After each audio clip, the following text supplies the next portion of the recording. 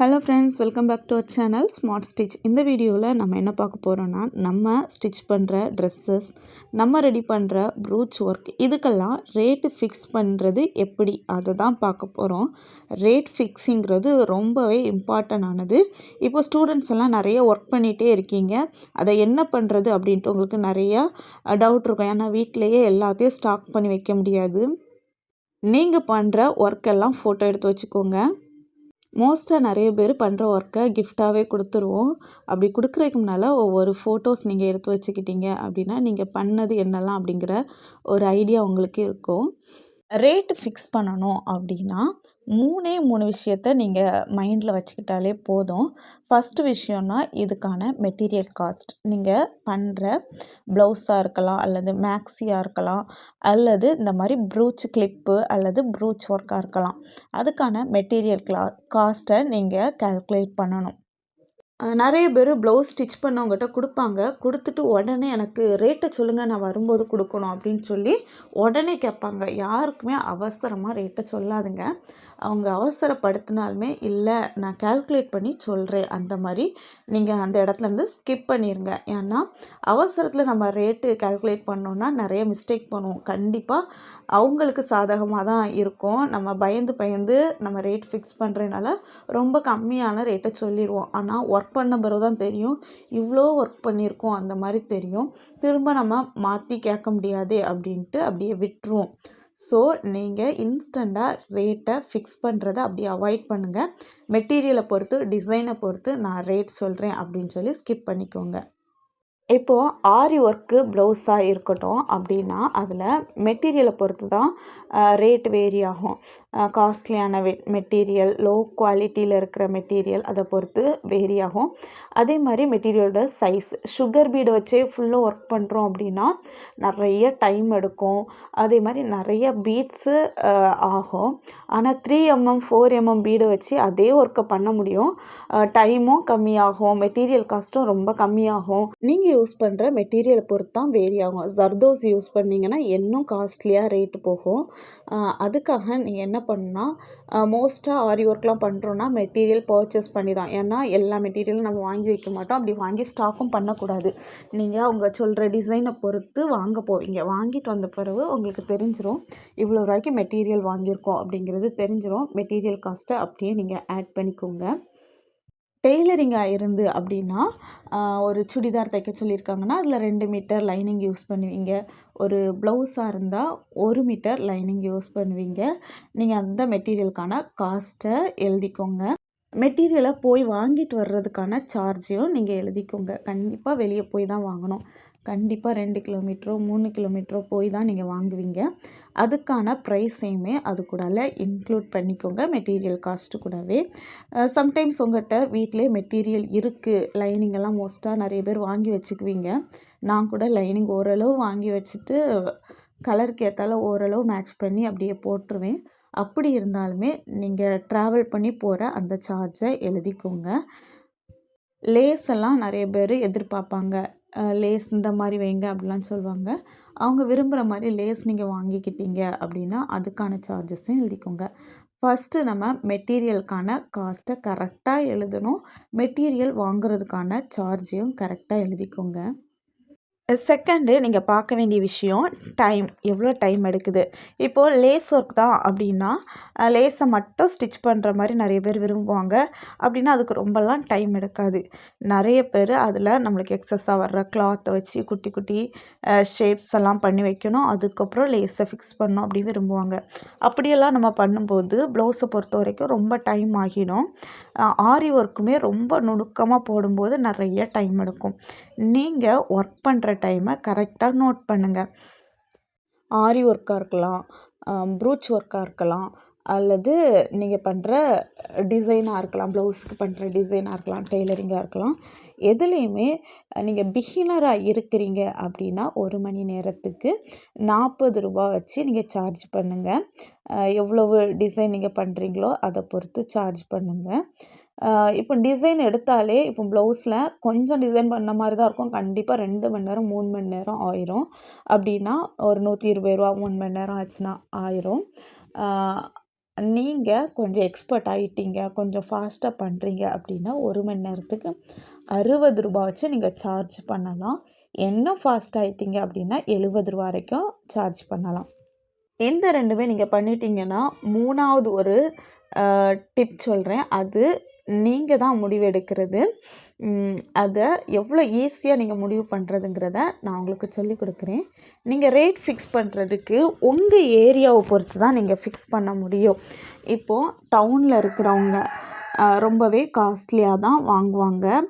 எல்லா டெய்லர்ஸும் அதே ரேட் வாங்குவாங்க. ஸோ அவங்க எவ்வளோ வாங்கினாலும் அதே அளவு வாங்கினா அவங்ககிட்ட கஸ்டமர்ஸ் கொடுப்பாங்க. ஆனால் கிராமத்தில் இருக்கிறவங்க அந்த மாதிரி வாங்க முடியாது. ஏன்னா எல்லா டெய்லர்ஸுமே ரேட்டு கம்மியாக தான் வாங்குவாங்க. அப்போ நம்ம மட்டும் ரேட் அதிகமாச்சோன்னா கஸ்டமர்ஸ் வரமாட்டாங்க. ஸோ நீங்கள் உங்கள் ஏரியாவில் இருக்கிற டெய்லர்ஸ் எவ்வளோ சார்ஜ் பண்ணுறாங்க அப்படின்னு சொல்லி ஒரு 2 அல்லது 3 டெய்லரோட லிஸ்ட்டை நீங்கள் கலெக்ட் பண்ணணும். அது கலெக்ட் பண்ணுறது நீங்களாக போய் கலெக்ட் பண்ணுறதை விட உங்களோட ரிலேட்டிவ்ஸ் மூலமாக நீங்கள் கலெக்ட் பண்ணிக்கலாம். உங்களோட ஃப்ரெண்ட்ஸு எல்லாருமே இதுக்கு உங்களுக்கு சப்போர்ட் பண்ணுவாங்க. அப்படி நீங்கள் ப்ரைஸை கலெக்ட் பண்ணிக்கோங்க. கலெக்ட் பண்ணிவிட்டு அவங்கள விட ஒரு 5 ருபீஸ் மட்டும் கம்மியாக வச்சு நீங்கள் வாங்குங்க. 3ர்டு, நீங்கள் உங்களோட உழைப்பை பார்க்கணும். நீங்கள் எவ்வளவு உடல் உழைப்பு போட்டிருக்கீங்க, அதுக்கு கண்டிப்பாக காசு வாங்கணும். எந்த ஒரு வேலையாக இருந்தாலுமே உடல் உழைப்புக்கு கண்டிப்பாக வாங்க தான் செய்யணும். இப்போது டெய்லரிங் பண்ணுறோம், நம்ம இப்போ யங் ஸ்டேஜில் ரொம்ப ஈஸியாக பண்ணிடுதோம். இனி கொஞ்சம் வயசாகும், அப்போது நம்மளுக்கு கண்ணில் ப்ராப்ளம் வரும். அதே மாதிரி சைனஸ் ப்ராப்ளம் அந்த மாதிரி வரும்னு நான் சொல்லலை, மேபி வரலாம். அதுக்குமே சேர்த்து தான் நீங்கள் வாங்கணும்.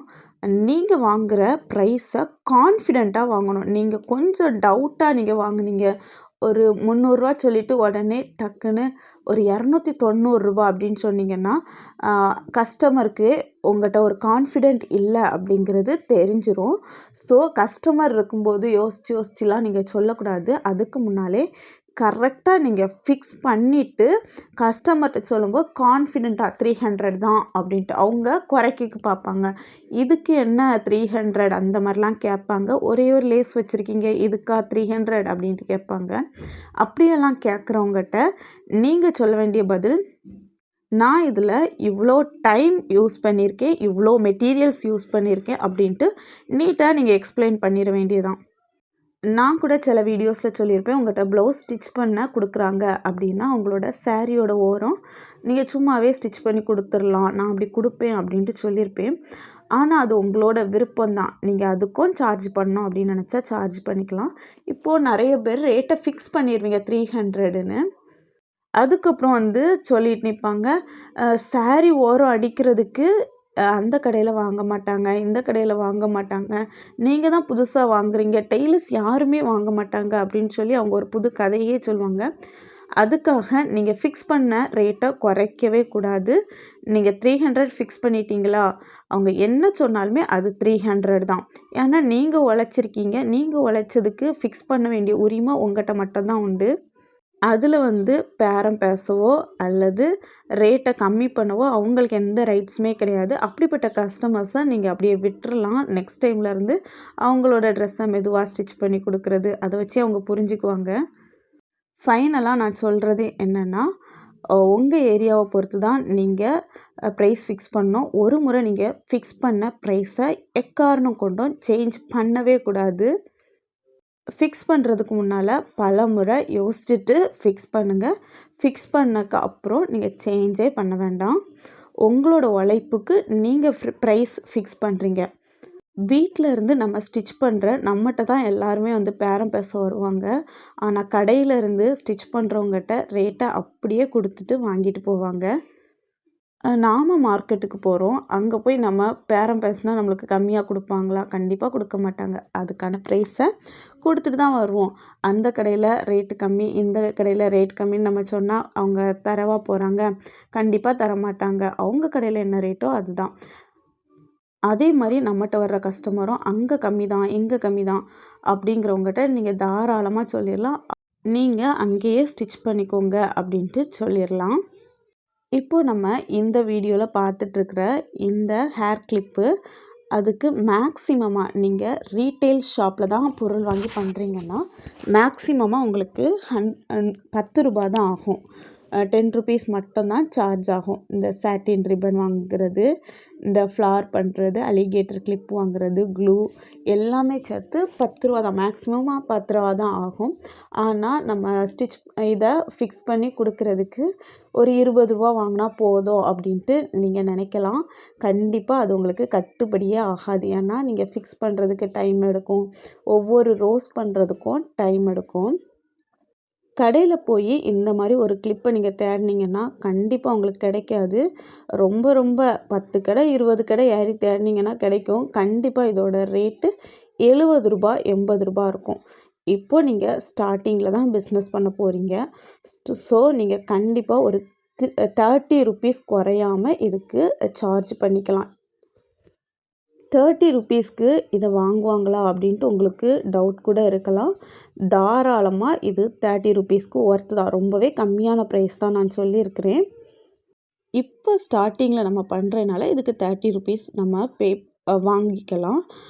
இன்னும் நீங்கள் ஃபாஸ்ட்டாக பண்ணுவீங்க, நல்லா பண்ணுவீங்க, இதுக்குன்னு ஒரு பிராண்டு நீங்கள் ரெடி பண்ணுவீங்க, அப்போ கண்டிப்பாக நீங்களும் மார்க்கெட்டில் இருக்கிற அதே ப்ரைஸ் தான் நீங்கள் வாங்கணும்.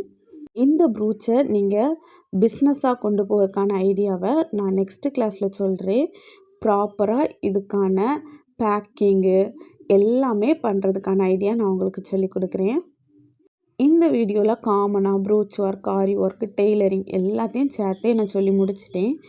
இனி செப்பரேட்டாக டெய்லரிங் ஒவ்வொரு பொருளுக்கும் ஒவ்வொரு கிளாத்துக்கும் எந்த மாதிரி வாங்குறது அப்படின்னு நான் தனியாக ஒரு வீடியோ கொடுக்குறேன். ஆரி ஒர்க்குக்கு தனியாக கொடுக்குறேன். இந்த மாதிரி ப்ரூச்சஸ்க்கு எப்படி ரேட்டு ஃபிக்ஸ் பண்ணுறது அதையும் உங்களுக்கு கொடுக்குறேன். உங்களுக்கு கண்டிப்பாக யூஸ்ஃபுல்லாக இருக்கும். நான் சொன்னேன்ல, ஒரு வார்த்தை உங்களுக்கு யூஸ்ஃபுல்லாக இருந்துச்சுன்னா கூட கமெண்ட்டில் எனக்கு அதை தெரியப்படுத்துங்க.